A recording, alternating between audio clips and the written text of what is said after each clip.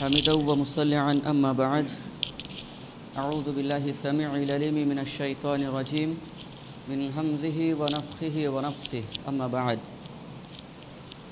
أعوذ بالله من الشيطان الرجيم بسم الله الرحمن الرحيم يا أيها الذين آمنوا اتقوا الله حق تقاته ولا تموتن إلا وأنتم مسلمون يا أيها الذين آمنوا اتقوا الله وقولوا قولا سديدا يصلح لكم أعمالكم ويغفر لكم ذنوبكم ومن يطع الله ورسوله فقد فاز فوزا عظيما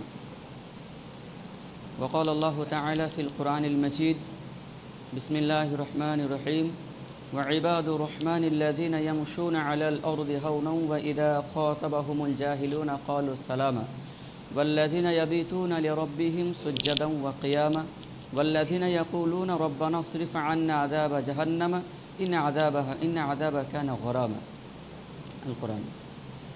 وقال رسول الله صلى الله عليه وسلم في الحديث المبارك عن أبي هريرة رضي الله عنه قال عن النبي صلى الله عليه وسلم قال إياكم وظن فإن الظن أكذب الحديث ولا تحسسوا ولا تجسسوا ولا تحاسدوا ولا تباغضوا ولا تدابروا كونوا عباد الله إخوانا রাহ বুখারী।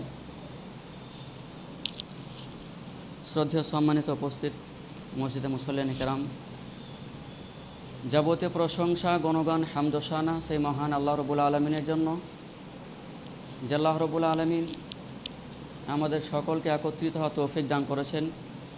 যেহেতু তিনার প্রশংসা শেষ করা যায় না, ওয়াহদাহু লা শারিক, এক অদ্বিতীয়, তাই তিনার শিক্ষা দেওয়া বাক্য দিয়ে আমরা তার সংক্ষিপ্ত আকারে প্রশংসা করি।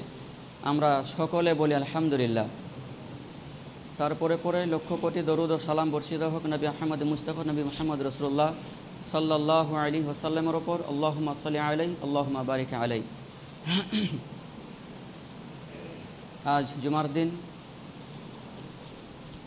পবিত্র কোরআন থেকে একই সূরার পরপর 3টে আয়াত তেলাওয়াত করেছি এবং অসংখ্য হাদিস থেকে একটা বুখারী গ্রন্থ থেকে একটা হাদিস তেলাওয়াত করেছি। আলোচ্য কোরআনের আয়াত এবং হাদিসকে সামনে রেখে আজ আমার বক্তব্যের যে বিষয় সেটা হচ্ছে হিংসা বিদ্বেষ। হিংসা কি, কেন, এর প্রতিক্রিয়ার বিপদ কি, এনে সংক্ষিপ্ত আকারে আলোচনা করার চেষ্টা করব। ওয়ামা তৌফিক ইল্লা বিল্লাহি আলাইহি তাওয়াক্কালতু ওয়া ইলাইহি উনীব। হিংসা বিদ্বেষ মানুষের জীবনে বা মানুষের চরিত্রে যে সমস্ত খারাপ দিক রয়েছে তার মধ্যে অন্যতম একটা খারাপ দিক হচ্ছে হিংসা বিদ্বেষ। পরিবার, পরিজন, ব্যক্তিত্ব, সামাজিক, একে অপরের বন্ধুত্ব, এই সম্পর্ক নষ্ট করে দেয়, তিলে তিলে ধ্বংসের দিকে ঠেলে নিয়ে যায় হিংসা বিদ্বেষ। এবং সমাজে শান্তি সম্প্রীতি বজায় রাখা যায় না এই হিংসা বিদ্বেষের কারণে। হিংসা মানুষ এর জন্যই করে, কোনো মানুষকে অর্থ সম্পদ আল্লাহ দিয়েছেন বেশি, আমাকে দেয়নি, তো এটা নিয়েই হিংসা। আল্লাহ সাল্লাল্লাহু আলাইহি ওয়াসাল্লাম হাদিসে বলছেন যে আল্লাহর নিয়ামতের শত্রু আছে। তো সাহাবারা বলছেন ইয়া রাসূলুল্লাহ, তা কী করে হয়? আল্লাহর নিয়ামতের শত্রু? তখন রাসূল সাল্লাল্লাহু আলাইহি ওয়াসাল্লাম বলছেন, হ্যাঁ, আল্লাহর নিয়ামতের শত্রু হচ্ছে হিংসুকরা। কারণ হিংসুকরা এর জন্যই হিংসা করে যে ওই ব্যক্তিকে এত সম্পদ দিল কেন। আর আমাদের সমাজের সম্প্রীতি শান্তি যাতে বজায় থাকে, পারস্পরিক বন্ধুত্ব যেন সম্পর্ক ভালো থাকে, সম্পর্ক যেন ভালো থাকে প্রতিবেশীর সাথে, পরিবারের সাথে, একে অন্যের সাথে সম্পর্ক যাতে ভালো থাকে, এই জন্য আল্লাহ রাব্বুল আলামিন সতর্ক বার্তা হিসেবে পরিষ্কারভাবে জানিয়ে দিলেন পবিত্র কোরআনে।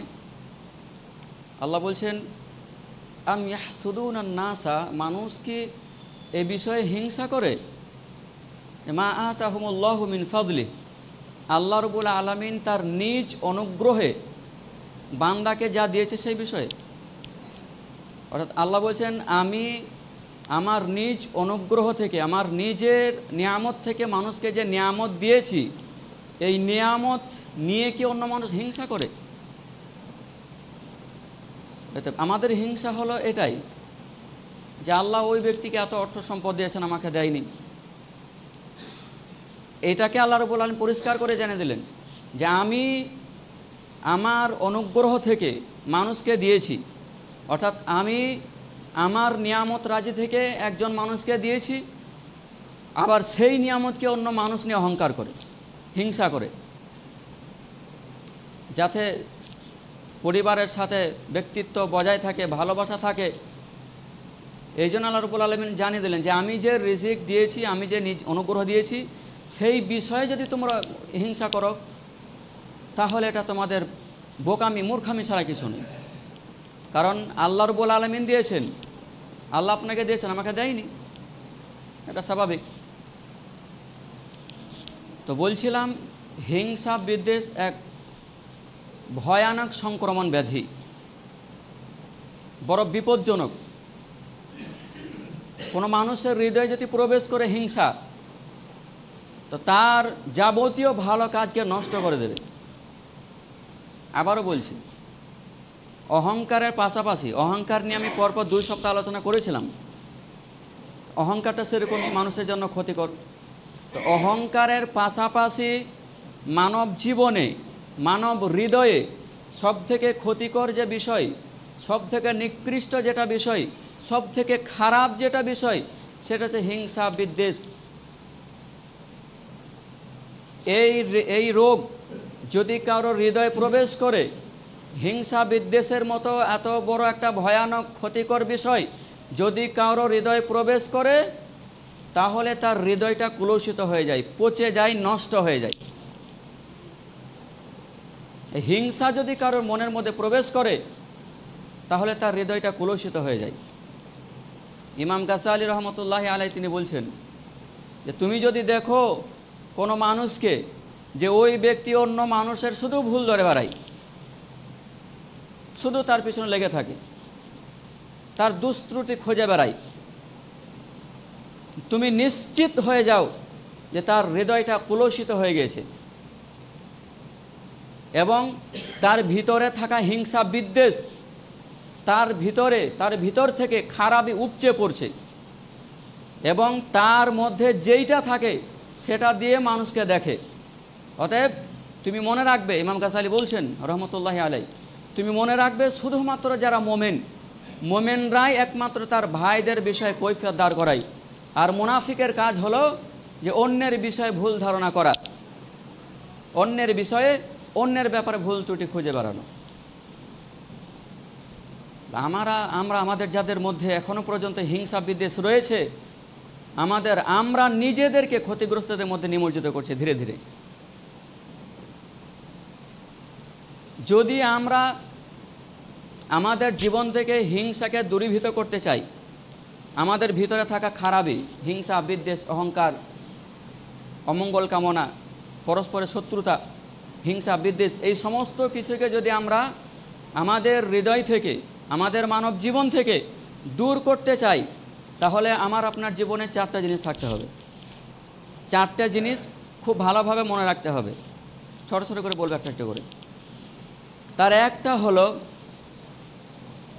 বলবো কম, শুনবো বেশি। বলবো কম, শুনবো বেশি। 2 নম্বর হলো ভালো করব বেশি এবং দেখব কম।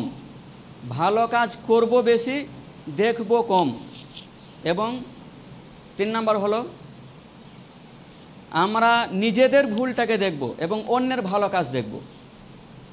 4 নম্বর হলো নিজেকে বড় মনে করব না, বরং অন্যকে সম্মান করবে। 4টে জিনিস, 4টের মধ্যে 8টা জিনিস ঢুকে আছে। 4টের মধ্যে 8টে জিনিস ঢুকে আছে। প্রথমত হলো আমরা বলবো কম, শুনবো বেশি। বলে মৌলভী সাহেব কী বলছেন? একজন মানুষ আমাকে যাতাভাবে গালাগালি করবে, আমার পরিবারকে নিয়ে গালাগালি করবে, আমার পরিবারে এসে কথা শোনাবে, আমি চুপচাপ থাকবো? এতটা আমি অসহায়, এতটা আমি ক্ষমতাহীন, এটা মেনে নিতে পারবো না, এটা হতে পারে না। তুমি আমাকে দুটো কথা শোনাবে, আমি চুপচাপ থাকবো? এটা হয়? প্রিয় হাজরিন, অল্প বলা, বেশি বেশি শোনা আল্লাহ এবং আল্লাহ রসুলের নির্দেশ। কেন আপনি অল্প কথা বলবেন? কেন বেশি শুনবেন? পৃথিবীর মানচিত্রে, পৃথিবীর ইতিহাসে, আল্লাহর জমিনের উপরে যদি পৃথিবীর সবথেকে বড় 10টি খারাপ কাজ হয়ে থাকে, তার মধ্যে একটা খারাপ কাজ হলো এটাই যে আমি বলবো কম আর শুনবো বেশি, এটা মেনে নিতে পারবো না। তুমি আমাকে দুটো কথা বলবে আর আমি চুপচাপ শুনে সেখান থেকে বাড়ি চলে আসবো, আমি এতটা অসহায়, এতটা ক্ষমতাহীন মানুষ আমি? জি, আপনাকে বলতে কম হবে, আপনি বেশি শুনুন। কেন? আল্লাহ নির্দেশ দিয়েছেন কোরআনে। আল্লাহ বলছেন পবিত্র কোরআন সূরা কফ 50 নম্বর সূরার 18 নম্বর আয়াত, আল্লাহর বলছেন মা ইয়ালফিযু মিন কওলিন ইল্লা লাদাইহি রাকিবুন আতীদ। আল্লাহ বলছেন মানুষ লাফজ, মা ইয়ালফিজ, ইয়ালফিজ লাফজুন শব্দ থেকে এসেছে। লাফজ মানে হচ্ছে কথা। মানুষের এই দুই ঠোঁটের মধ্যখানে জিহ্বা দিয়ে যেটা বের হয় সেটাকে লাফজ বলা হয়, সেটাকে ভাষা বলা হয়, সেটাকে কথা বলা হয়। তো আল্লাহ রাব্বুল আলামিন বলছেন মা ইয়ালফিজু মিন কওলিন ইল্লা লাদাইহি রাকিবুন আতীদ।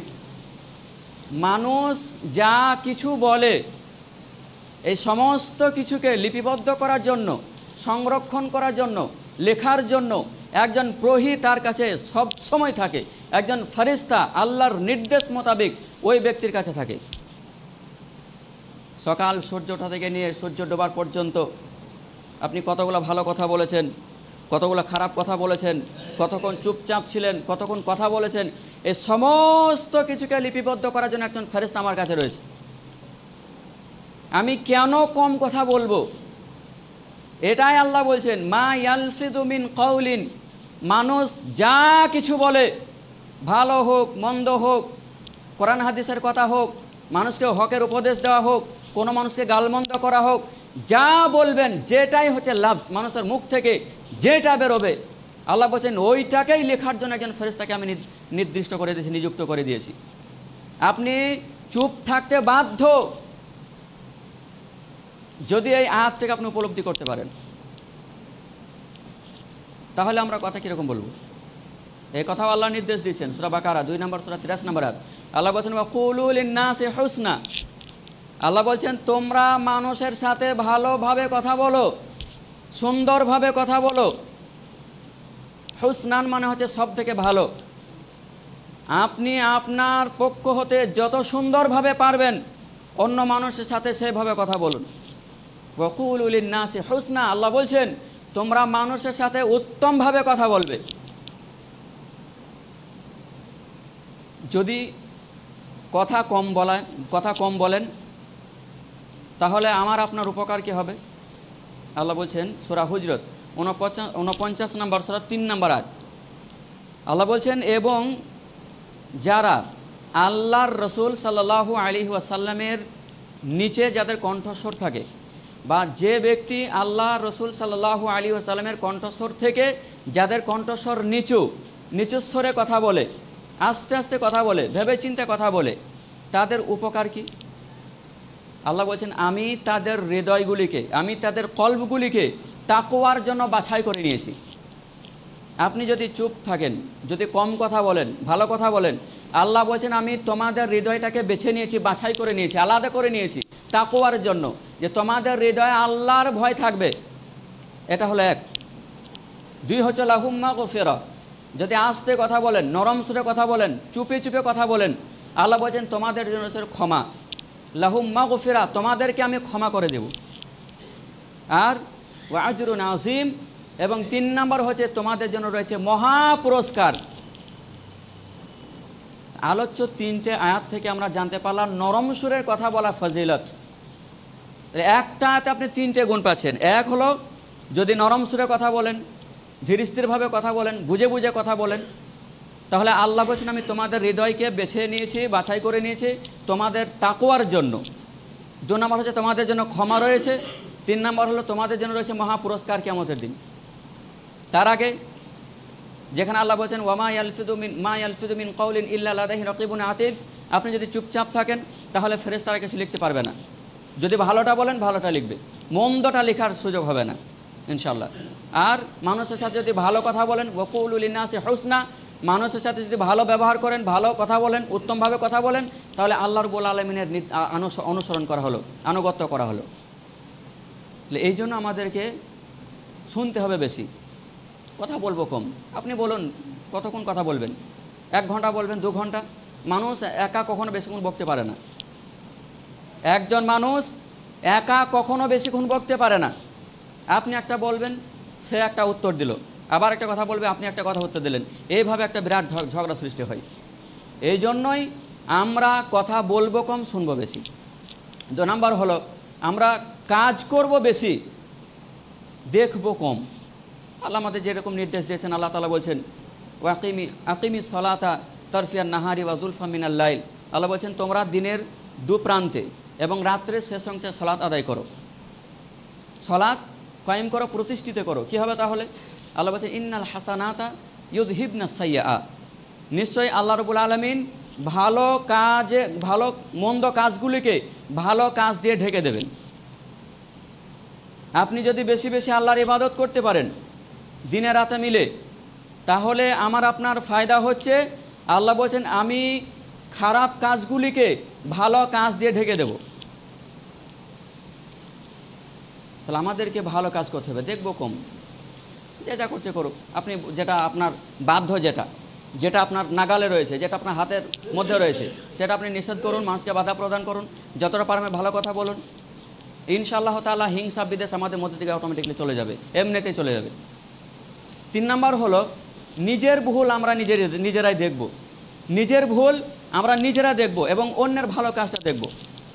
আর আমাদের সমাজ হয়ে গেছে উল্টো, আমি নিজে দিনরাত মদে ডুবে আছি, আর বলছে দিনরাত মদে ডুবে আছে অমুক, আমি সুদের সাথে জর্জরিত, হারামের সাথে জর্জরিত, আর আমি অমুকের জন্য বলছি অমুক সুদ খায়, এই করে সেই করে, হ্যান করে ত্যান করে। পরের চিন্তা কেন করতে যাচ্ছেন? আপনি নিজে বাঁচুন আগে। আল্লাহ কোরআনে এটাই বলছেন, তুমি আগে নিজে জাহান্নামের আগুন থেকে বাঁচো, তারপর জাহান্নামের আগুন থেকে পরিবারকে বাঁচাও। তাহলে সমাজে মানুষ কী করলো, কী বললো, কোথায় গেল, কী খেলো, আমার চিন্তা ভাবনা নেই। তার আমার পাশে দাঁড়াতে আসবে না মৃত্যুর পর। আপনার পাশে পৃথিবীর কেউ দাঁড়াবে না, আপনি একালা থাকবেন দাঁড়িয়ে। সম্মানিত উপস্থিতি, এই জন্য আমরা আমাদের নিজেদের ভুল আমরা নিজেরা দেখব, অন্যের ভালো কাজটা দেখব। হ্যাঁ অমুক ভালো, এ কাজটা করছে, সেটা করছে, ভালো, ঠিক আছে।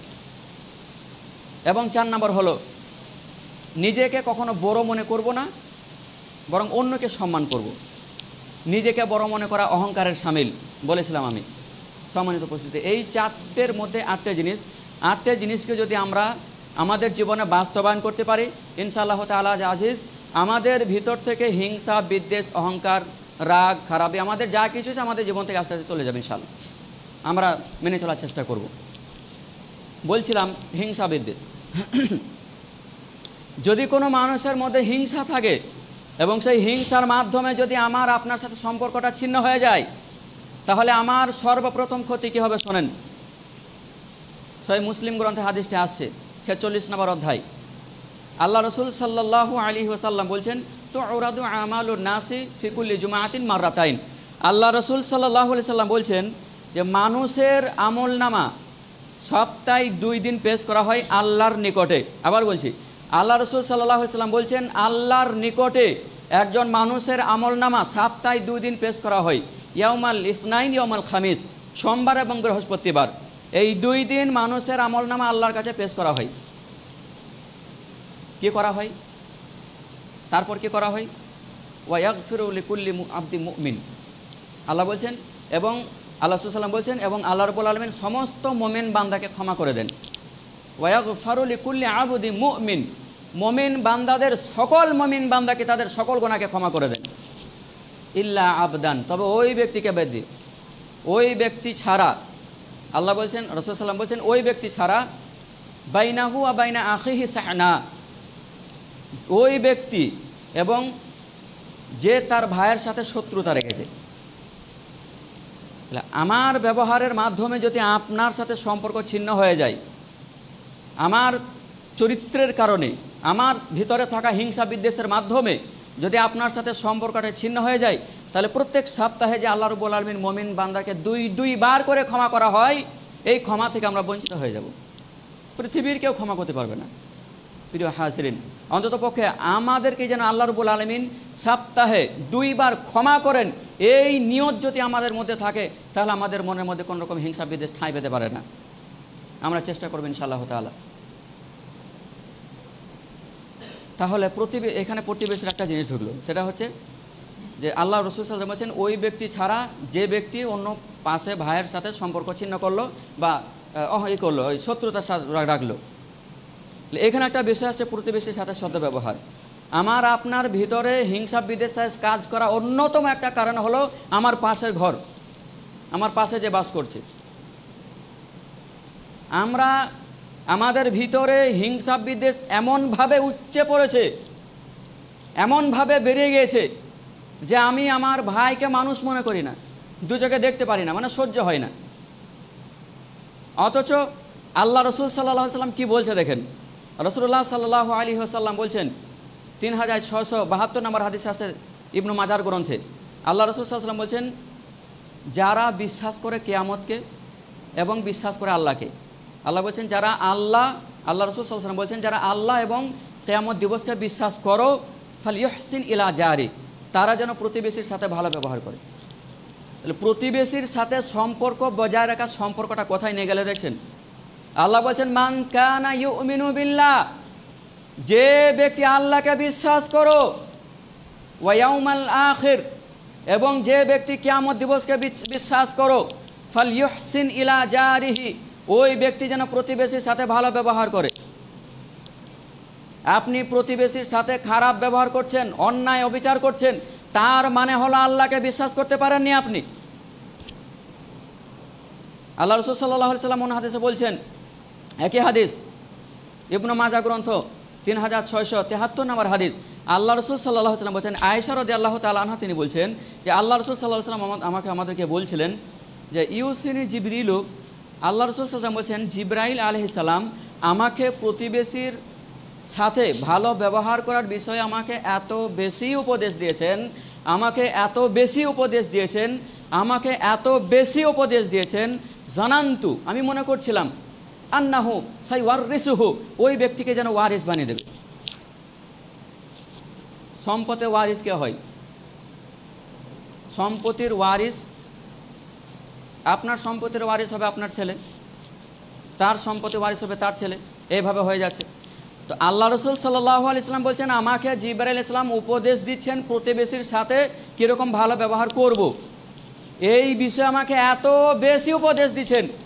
রসুল সাল্লাল্লাহু আলাইহি ওয়াসাল্লাম বলছেন আমার মনে হচ্ছে যেন প্রতিবেশীকে ওয়ারিস বানিয়ে দেবে, যে তুমি তোমার সম্পদের ওয়ারিস তোমার প্রতিবেশীকে বানিয়ে দেবে। এত গুরুত্ব রয়েছে এই প্রতিবেশীর সাথে ভালো ব্যবহার করা। আল্লাহ রসুল সাল্লাল্লাহু আলাইহি ওয়াসাল্লাম বলছেন, আবু যার রাদিয়াল্লাহু তাআলা আনহুকে বলছেন আল্লাহ রসুল সাল্লাল্লাহু আলাইহি ওয়াসাল্লাম, আল্লাহ রসুল সাল্লাল্লাহু আলাইহি ওয়াসাল্লাম বলছেন, আবু যার, তুমি পৃথিবীতে কোনো কাজকে তুচ্ছ মনে করবে না, ভালো কাজকে। আবু যারকে বলছেন, আবু যার শোনো, তুমি যতদিন পৃথিবীর বুকে বেঁচে থাকবে পৃথিবীতে কোনো ভালো কাজকে তুমি তুচ্ছ মনে করবে না।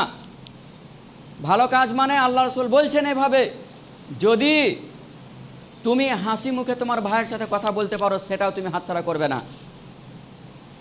ভাইয়ের সাথে, প্রতিবেশীর সাথে হাসি মুখে কথা বলাটা আল্লাহর বিরাট ইবাদত। আল্লাহ রাসূল সাল্লাল্লাহু আলাইহি ওয়াসাল্লাম বলছেন, আবু যার, তুমি যদি তোমার ভাইয়ের সাথে হাসি মুখে সাক্ষাৎ লাভ করতে পারো এটাও তুমি এই সুযোগ হাতছাড়া করবে না।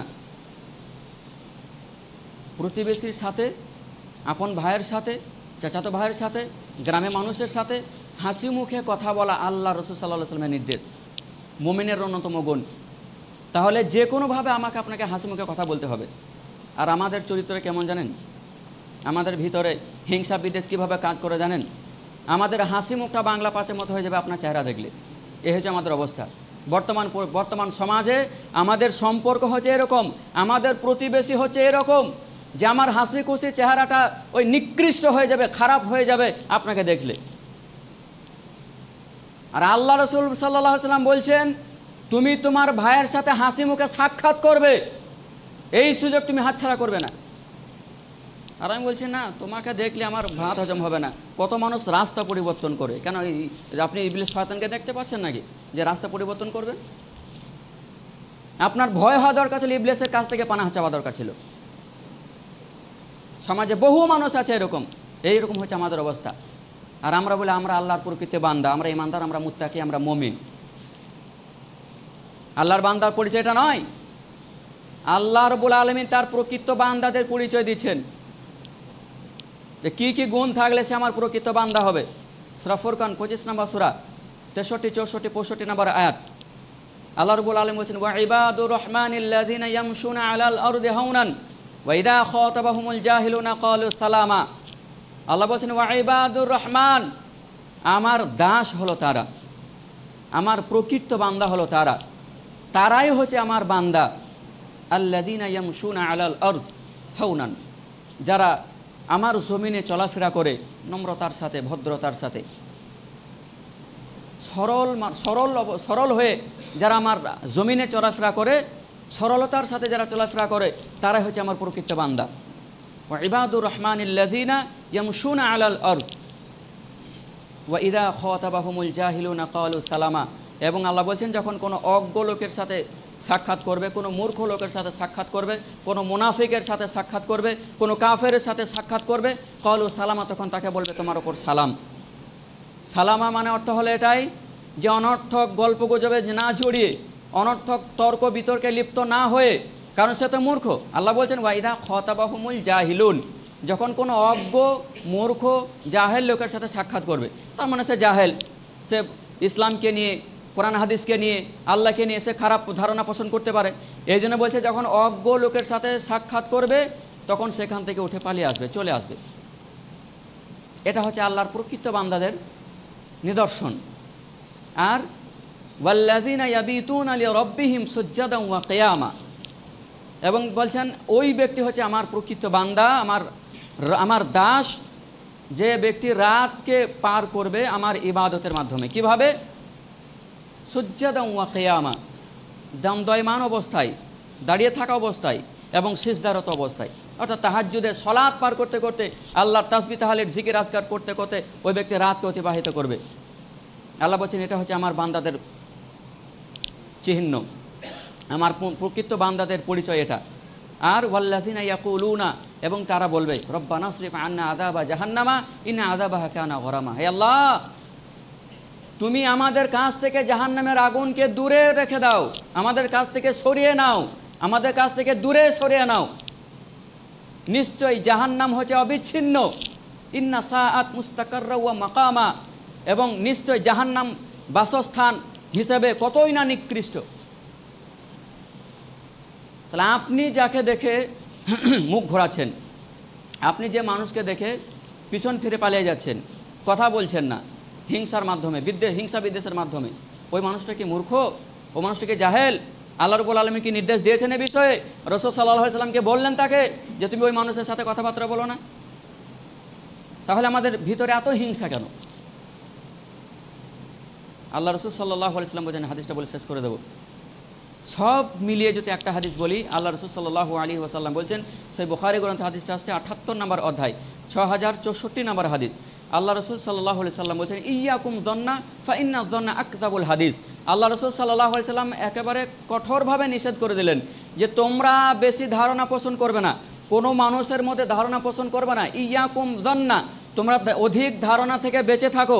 ফা ইন্না যন্না আকযাবুল হাদিস, নিশ্চয় অধিক ধারণা বড় মিথ্যার কারণ। কোনো মানুষকে আন্দাজে খারাপ ধারণা পোষণ করা যাবে না, কারণ আপনি যদি ধারণা করছেন মানুষটা অমুক, সে যদি না হয় তাহলে আপনার কথাটা বড় মিথ্যা হয়ে যাবে। আর আল্লাহ রাসূল এটাই বলছেন যে তুমি অধিক ধারণা থেকে বেঁচে থাকো, অধিক ধারণা হচ্ছে বড় মিথ্যা, আকযাবুল হাদিস, বড় মিথ্যা। আর ওয়ালা তাহাসসাসু ওয়ালা তাজাসসাসু ওয়ালা তাবাগাযু ওয়ালা তাদাবারু, আল্লাহ রাসূল সাল্লাল্লাহু আলাইহি সাল্লাম বলছেন তোমরা কোনো মানুষের দোষ ত্রুটি দেখবে না, খুঁজবে না। ওয়ালা তাজাসসাসু, এবং কোনো মানুষের তোমরা গোয়েন্দাগিরি করবে না, তোমরা দেখতে যাবে না কে কী করছে, চুপি সরে তোমরা দেখবে না কে কী করছে, কে কী বলল। ওয়ালা তাদাবারু, এবং তোমরা কোনো মানুষের পিছনে লেগে থাকবে না, কোনো ব্যক্তির পিছনে লেগে থাকবে না, কোনো পরিবারের পিছনে লেগে থাকবে না। ওয়ালা তাবাগাযু, এবং তোমরা একে অপরের শত্রু হয়ে যাও না। ওয়ালা তাহাসাদু, এবং তোমরা একে অপরে হিংসা বিদ্বেষ করবে না। আল্লাহ রাসূল সাল্লাল্লাহু আলাইহি ওয়াসাল্লাম কঠোরভাবে নিষেধ করে দিলেন। কুনু ইবাদাল্লাহি ইখওয়ানান, তারপর আল্লাহ রাসূল সাল্লাল্লাহু আলাইহি ওয়াসাল্লাম বলেছেন তোমরা সকলেই আল্লাহর বান্দা হয়ে যাও এবং ভাই ভাই হয়ে যাও। তাহলে আলোচ্য হাদিস থেকে আমরা বুঝলাম কোনো মানুষের প্রতি হিংসা বিদ্বেষ রাখা যাবে না। আপনি আপনার পক্ষ থেকে আপনার সম্ভব যতটুকু হয় ভালো উপদেশ দেন, ভালো কথা বলুন, চুপ থাকুন, বেঁচে যাবেন।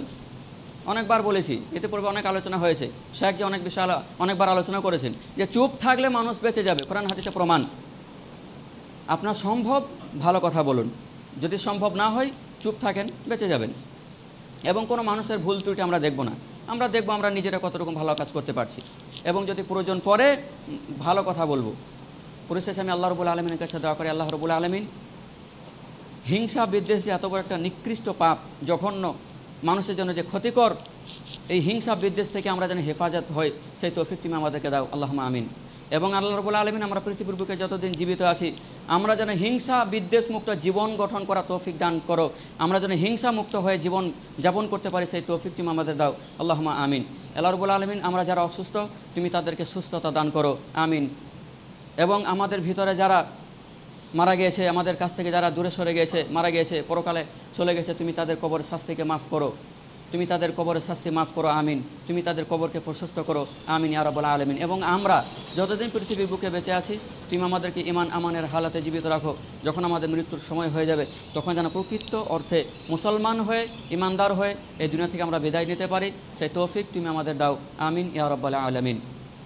إن الله وملائكته يصلون على النبي يا أيها الذين آمنوا صلوا عليه وسلموا تسليما يا أيها الذين آمنوا صلوا عليه وسلموا تسليما اللهم صل على محمد وعلى آل محمد كما صليت على إبراهيم وعلى آل إبراهيم إنك حميد مجيد اللهم بارك على محمد وعلى آل محمد كما باركت على إبراهيم وعلى آل إبراهيم إنك حميد مجيد سبحان ربك رب العزة عما يصفون وسلام على المرسلين والحمد لله رب العالمين। আমার বক্তব্য শেষ হলো, কথা দাঁড়িয়ে গেলেন।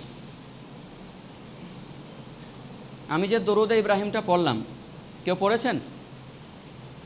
এত তাড়াহুড়ো করেছে, আমি মুসাল্লাকে যাই, দাঁড়াবেন, তারপর দরুদটা পড়েন, দরুদটা পড়েন। আল্লাহুম্মা সাল্লি আলা মুহাম্মাদি ওয়া আলা আলি মুহাম্মাদ কামা সাল্লাইতা আলা ইব্রাহিম ওয়া আলা আলি ইব্রাহিম ইন্নাকা হামিদুম মাজিদ اللهم بارك على محمد وعلى آل محمد كما باركت على إبراهيم وعلى آل إبراهيم إنك حميد مجيد اللهم آمين।